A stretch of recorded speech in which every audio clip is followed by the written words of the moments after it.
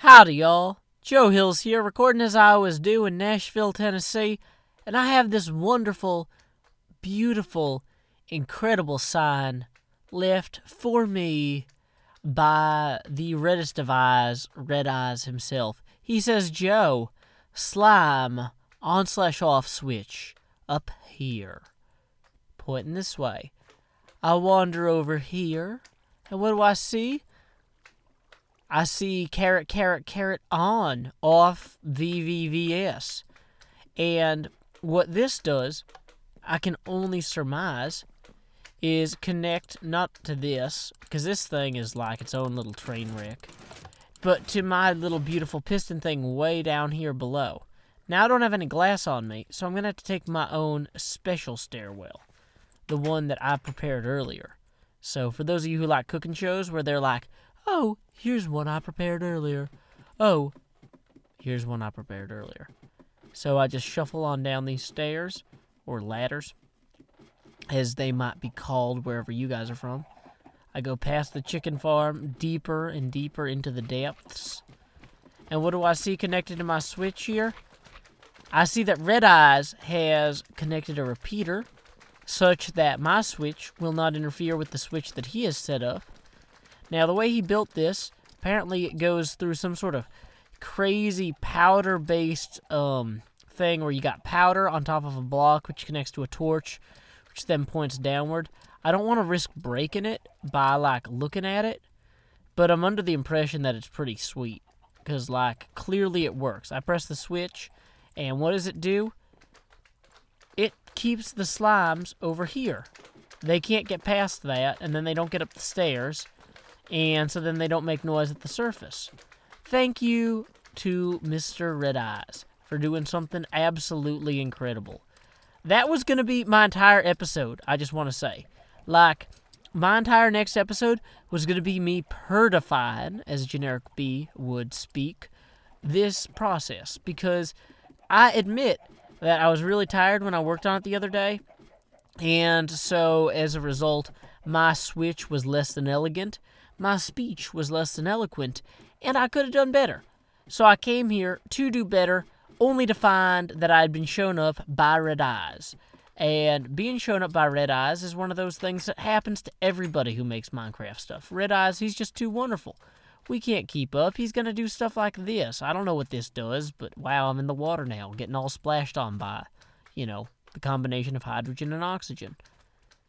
Are there more slimes up here still? I thought I killed them all off with my body. My body pressing the button, but maybe those ones were in the stairs. Or ladder. Why do I keep saying stairs? I fixed it. So, anyway, I've got to tell you about a few things right now. And I'm not sure exactly what we will do contextually while I talk to you about them. But that's okay. That's part of the adventure. You know what I think I'm going to do? I think that I am going to immediately grab some netherrack, and I'm going to do some work on my netherrack gate. Now, that is not the box for... Wow, none of these are the box for that. Well, that was kind of the box for that, but not really the good one. I have a good box for that. Let's go explore. Box for that! Boom! Box shot. Okay, so we got all the netherrack we could possibly ever want to have on our possessions. And what we're going to do now is we're going to go apply it liberally to my nether portal entrance to my awesome base. So we're going to want a minecart for that, in the very least. But, so the two things I wanted to talk to you guys about tonight are, I just got back from a concert recently, and I know that it's really obnoxious when people talk about their babies, but oh my goodness, I want to talk about my baby. And I want to do that for a few reasons. One of them is, okay, so Marion had to go home for dealing with a death in the family recently. And, that's never pleasant. And so she had to fly home to Dallas. And she told me that, the baby had just reached the point where she was starting to kick inside of Marion's stomach. Or, I'm going to say stomach just because it's easier to say. You guys know what I'm talking about. But anyway, the baby had just been, learning to kick. But, like, when the airplane engine started, the baby just started kicking like crazy because she was afraid of the airplane engines. And, it hadn't occurred to me that the baby was capable of feeling fear or anything. Like, psychologically, I'm not an expert on babies or baby psychology, especially, like, unborn babies that are only, like, 6 months developed. But, you know, she said that the baby just started freaking out and, like, kicking and punching like crazy when the airplane engine started. But only the first time she was on the plane. On the return flight, the baby was just completely fine. And it's like, wait, so the baby is capable of learning, like, already, like, right now, at 6 months of development, the baby is capable of learning. And that is just, like, mind-blowing to me. That just is, like, insane. I can't comprehend that very well. So, okay, we've got plenty of netherrack here, and, wow, that was an awkward segue. The baby's developing brain parts, and, oh yeah, by the way, we have a bunch of netherrack. Let's build something with it. Okay, let's place a block there and there. Okay, let's put one here and here. Okay, we're putting a lot of netherrack down. What I really want to do is I want to, like, just drastically increase how awesome this netherrack thing is. Now, in order to do that, I probably should have had a flint and steel put together. But let's see, I've got steel up top here. Isma was kind enough to leave me some of them crazy chests, and so I put one up here somewhere where I could find it. Ah, here it is. But other people couldn't who were, like, trying to prank me. So let's go ahead and make a flint and steel that we can light all of the wonderful netherrack that we need to on our way to self-fulfillment. Wait, somebody made a wool bridge across here. What is this? I shouldn't light this on fire because it will burn down the tree. But seriously, who lit a wool bridge here? Or who made a wool bridge here? This is not supposed to be here. Is this part of Biffa's, like, horrible plan to plant TNT? It was just such a bad plan that he ended up planting wool instead. I can't say that I'm surprised with Biffa.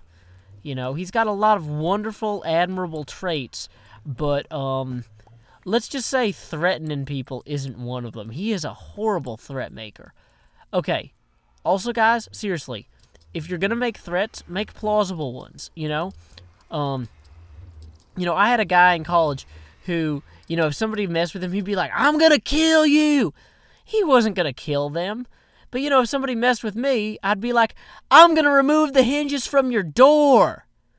And they'd be like, oh. Yeah, he could do that. That's like a screwdriver and a hammer and some ill intent. That could happen. I would prefer that not happen. I should not mess with him. Because I made plausible threats. That's all the difference in the world, people. Plausible threats. So, first thing we're going to do here is we're going to start setting this up in such a way that the zombies can't get to us, even though they might want to and that they might try. So let's jump up another block here. And I can come back and do some of the finishing touches around the bottom here later.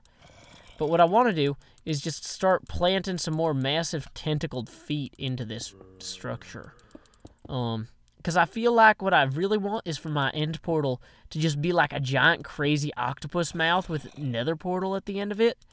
But it's not there. It could be there someday. Not there yet. So, let's get there. How do we do that? We need to place volumetric quantities of netherrack throughout this whole bit here. So, the best way to do that is to set a number of netherrack that you're going to place on every layer. Like right now, I'm just doing a rough draft. But like, it looks like, okay, so this is a 3x4. So what I want to do is place 12 netherrack on every layer. So here's 5, 6, 7. We're out. Dang it, that was the wrong layer. 7, 8, 9, 10, 12. Okay, this is going poorly, but like everything I do, it goes poorly at first, and then you guys get the general idea, and then you mock me in the comments. So, also, I had so much fun with the thoughts about what we learned in yesterday's video, that we should just do that every day, because that's the best. So tell me what you learned in this video. Also, okay, so back to me talking about my baby, because she's not even born yet, but she's already, like, blowing my mind. So the baby, not even born, capable of feeling fear and then learning from, oh, okay, well, the airplane didn't actually hurt me, so I guess it's not that bad. So this same baby, now, like, I like to, sometimes I'll put my, I would put my head next to Marion's stomach, Marion being my wife, and I'd be like, hey, baby, hey, your daddy's here. I don't know if you can hear me or understand me or not, but I want you to know that you're very lucky to be born into a loving family, and that we can't wait to meet you, and that you are already so loved, and, you know, just trying to be encouraging, because I want the baby to feel, you know, supported and loved and whatnot. So now the baby has reached the point in her development where she will actually track my voice, and if I move my head, like, across Marion's stomach or whatever, the baby will, like, roll around in there such that she can, like, tap on my face with her feet no matter where I'm oriented. And, like, it's one of those things, like, it's not just like, oh, this was a one-time thing, but, like, I've experimented with this because I'm, of course, somebody who can't leave well enough alone and has to constantly, like, talk to my baby inside my wife's tummy and be like, hey, I'm going to talk to the baby now. Please don't get jealous. I love you, too. That's one of the reasons I think that the baby's so exciting. Luckily, Marion's, like, a really good sport about everything. Also, speaking of Marion being a great sport, we went to a Garfunkel and Oates concert tonight. Garfunkel and Oates, awesome band. Riki Lindholm, one of the lead guitarist, I guess you would call her. She is the host of a podcast called Making It, which, if you guys have any thoughts about trying to be, like, in showbiz, Making It is the podcast for you. But anyway, so her and Kate Micucci, Kate Micucci was in Scrubs as the Gooch. They're both hilarious. They have this wonderful band that has a lot of songs. What? No! Unacceptable. I'm trying to talk about Garfunkel and Oates. Dang it. Okay, we're back. I don't know what happened there. Something happened with my internet or something. But, anyway. So, Garfunkel and Oates, hilarious band. They are, both singers, Kate Micucci and Riki Lindholm, are incredibly talented vocalists. Kate plays the ukulele, Riki Lindholm plays the guitar. They're awesome. But anyway, they do a great job of writing songs from the perspective of women about, like, their experiences as women. And that's the sort of thing that I find really interesting, because I do a lot of writing, and I like to, you know, get myself, you know, walking in other people's shoes. Because, you know, not being a woman myself, I don't know a lot about that experience, but it's helpful to me to, you know, not only talk to my women friends about it, but, like, to, you know, hear people who are artists who are known for being outwardly too frank, or far too frank, about womanhood. But the opening comedians were just these guys who, like, are talking about this stuff that's, like, some of their jokes were good, but some of it was, like, pretty sexist, and Marion does not have any tolerance for that sort of thing. I don't have much of it either, but, like, her high school was particularly, like, brutal in terms of, like, sexism, and so when people are, like, trying to be funny while making sexist humor, she just has no patience. She's just like, I don't have to deal with this. You know, I don't have to be here, and she was kind enough to put up with those opening acts because she knew how much I was looking forward to hearing Garfunkel and Oates. But yeah, so anyway, so I guess that goes back to my wife being incredibly patient with me. Yeah, she was so patient with me while I was like, hey, let me talk to the baby for extended periods of time and then track the baby's movements. And she confirmed that the baby was, in fact, like, actually responded to me, which is, like, insanely crazy.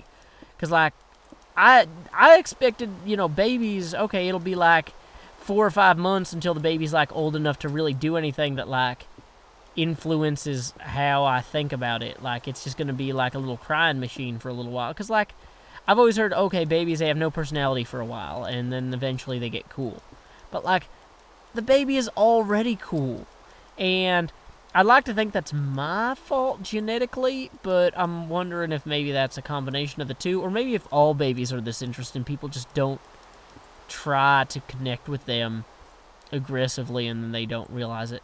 So I'm hoping this, like, structure is in some way intimidating. I'm just going to have this kind of go off into the who knows where.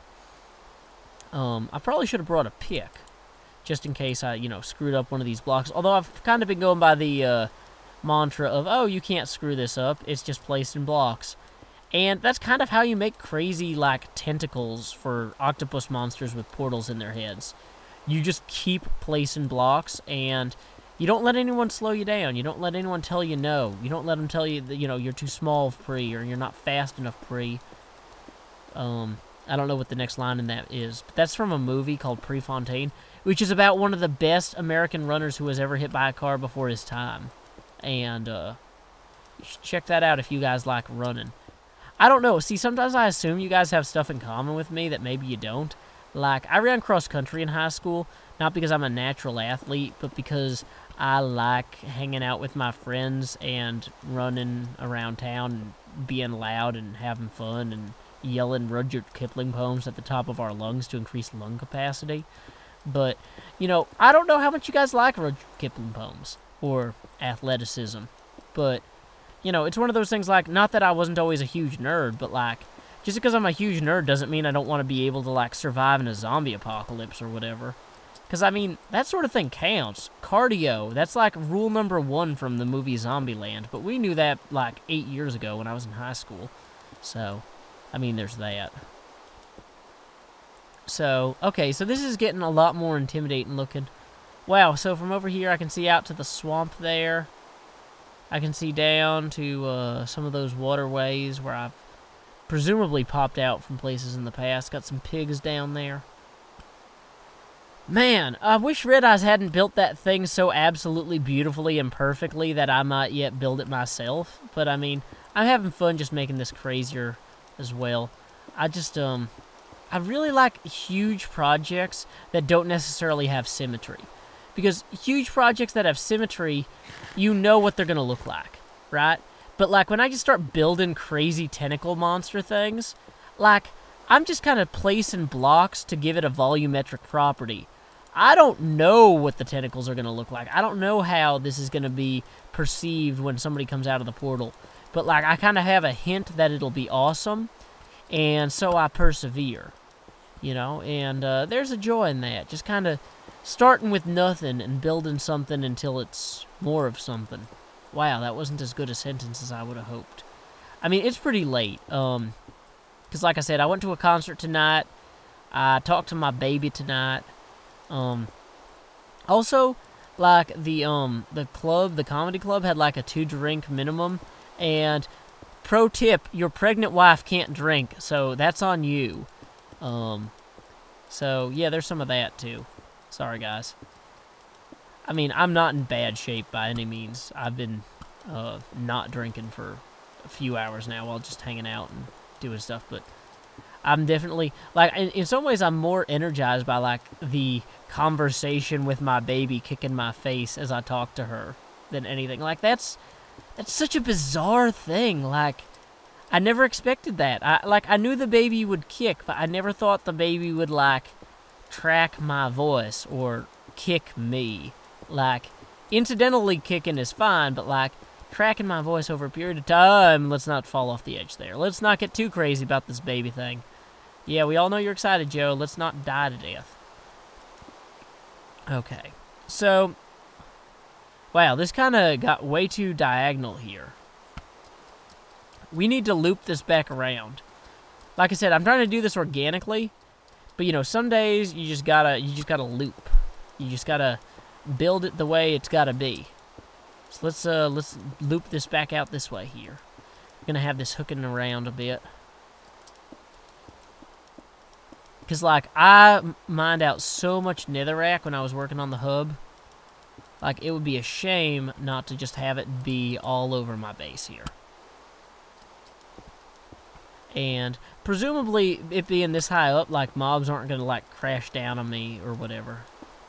So, Man, I kind of wanted to talk to somebody else about this baby stuff because I'm so excited about it, but like Hypno is in his like iron farm, like making iron, and nobody else is really awake because it's not a decent hour. But, you know, I got some, I did a lot of work on my Pitfalls and Penguins book today, and a lot of people in the chat were like, hey, when's your next Hermitcraft video? And I'm like, I don't know, maybe Monday, maybe tomorrow, I don't know. But I don't know if I'm going to have anything to talk about or make. Then I was like, Slime Farm. That is where it's at. Uh-oh. Slime Farm that's where it was. Red Eyes beat me to it. I hope Red Eyes at least made a video out of that. I got to find out so I can link it if he did. But I would like to hope that he did, because that would be awesome. So, here we go.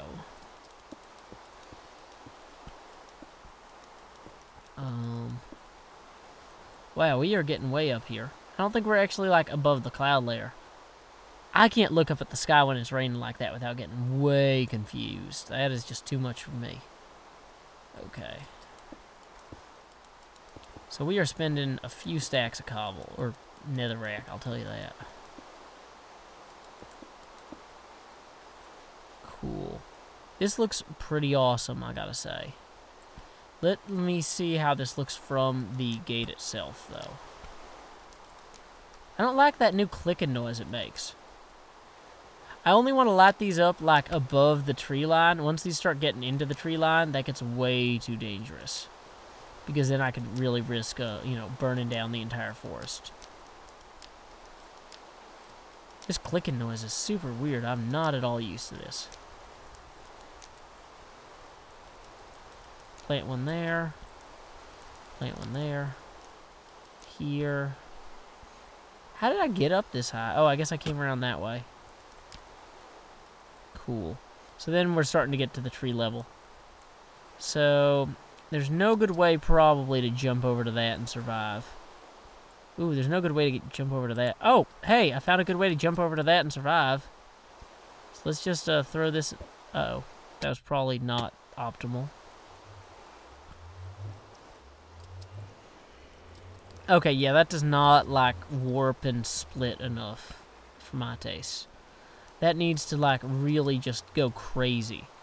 And right now, you know where it's going? It's not going to Crazy Town. It's, like, going to, like, Statue of Liberty Town. So, let's hop on over there real quick. And let's see what we can do to make that a little bit more drastic. We got plenty of netherrack left. So, we are going to bring that with us in our quest for drastic netherrack happenings.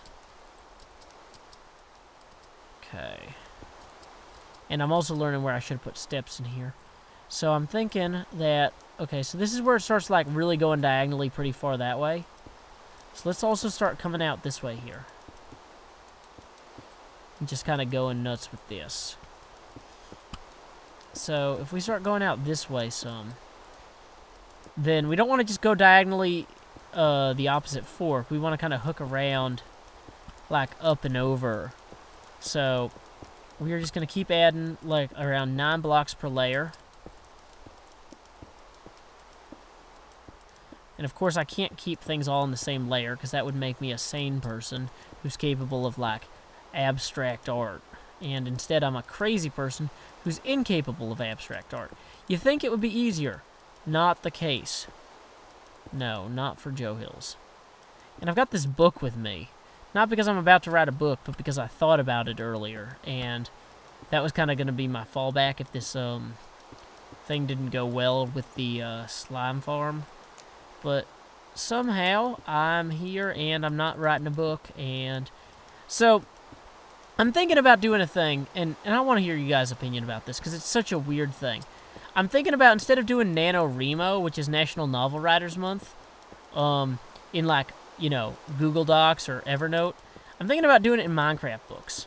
And I would do it on the Hermitcraft server, so anyone can come read my progress. And I'm thinking about doing it as a science fiction story in which there are other human settlements. And I think that I could do something interesting with it. But I don't, and what I would try and do, I wouldn't necessarily do the full, like, NaNoWriMo, whatever the word count is for that. I'd probably just do one full Minecraft book a day. That would be my thing. but like that's still a lot of text. And so you get one video every day of me writing a story about like a science fiction setting that I'm creating, and I think that could be a cool project. But I don't know if you guys would enjoy it or not, and so I'm curious to see what you think. Like, do you guys enjoy me doing crazy writing projects on Hermitcraft, or would you rather me just be building stuff? Also, does this count as building to you, or should I be building things that are symmetrical and not like crazy tentacles times? So, oh man, I did another diagonal. Dang it. This is what happens when I'm not paying attention. So let's go ahead and cross this back on itself. Yeah, that's not ideal doing a second diagonal. But see, that ended up being like perfectly symmetrical with that, even though I was trying not to do that. I was just so caught up in talking to y'all. So there's my boat. It doesn't look like Biff has blown anything up from here. But, I mean, I'm not going to go all the way out there and check when I'm, you know, still, like, netherracking it up. Well, you know, 12 stacks of netherrack does not go as far as anyone would hope. Gotta say.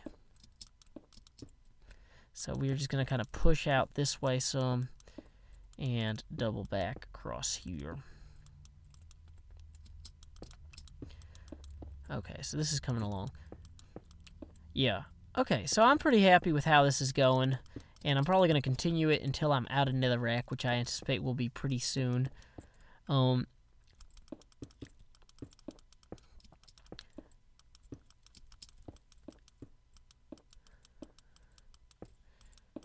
Cool.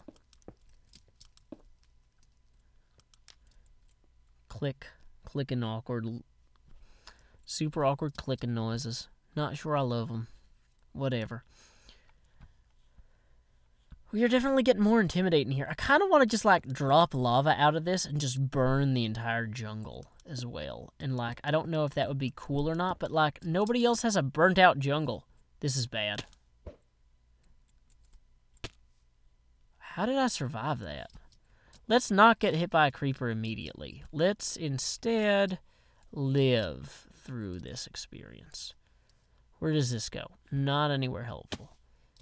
And I'm taking more damage. Okay.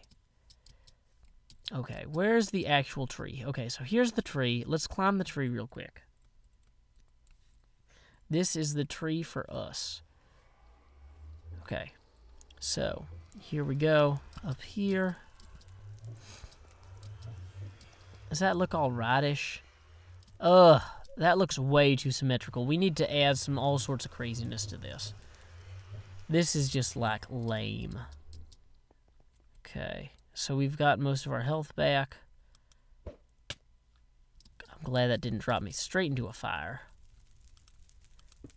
Okay, so first thing is first here. We are going to hook around and build this out some.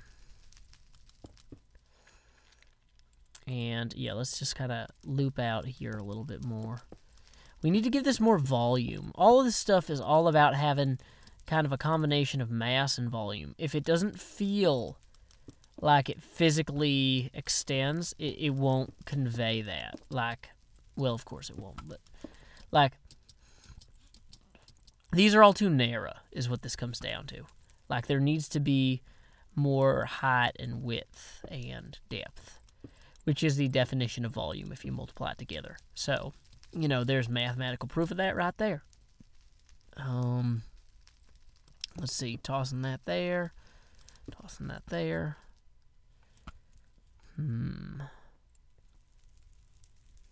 So that kind of gives it something, but it's not necessarily...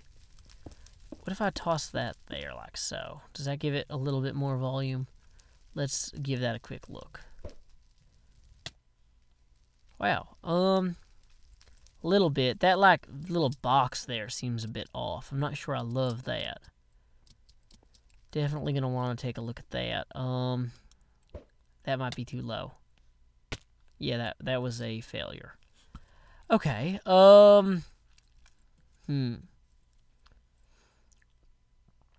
Man, now I just want to, like, light up the netherrack by the basin here. But I know better than that. I should not do that.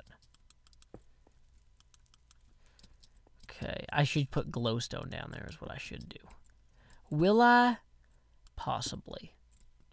Possibly not. Okay, so up we go here. Oh, now I'm on fire. Now I'd prefer not to be on fire, and I somehow pulled that off. Put one in there just for safekeeping. Okay, so now I'm up to here. Okay, so there is that block that is so troublesome. So we can actually kind of go...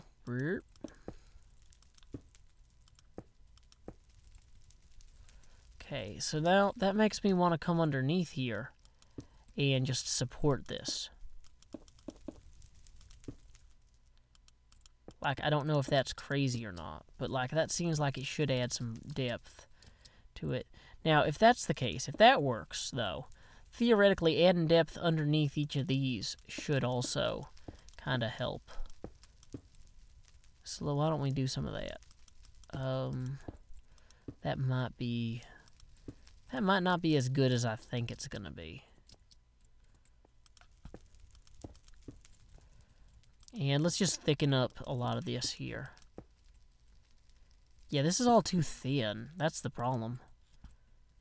Okay, so that exhausts our supply of netherrack. Why don't we fly back over here real quick? Okay, so that right there is way too square. But other than that, I mean, we're starting to get somewhere with this. I'm going to have to come back with clearly another 12 stacks of netherrack and just kind of go nuts and build these branch things all over the place. But anyway, you get the idea. So I hope you enjoyed hearing about my trip to the concert, my talk with my little baby girl who's kicking me in the face, even though she's only 6 months. Most women take a lot longer to develop the skills to kick me in the face when I talk, and I've got to say, I'm impressed. She's doing great. But anyway, until next time, y'all, this is Joe Hills from Nashville, Tennessee. Keep adventuring.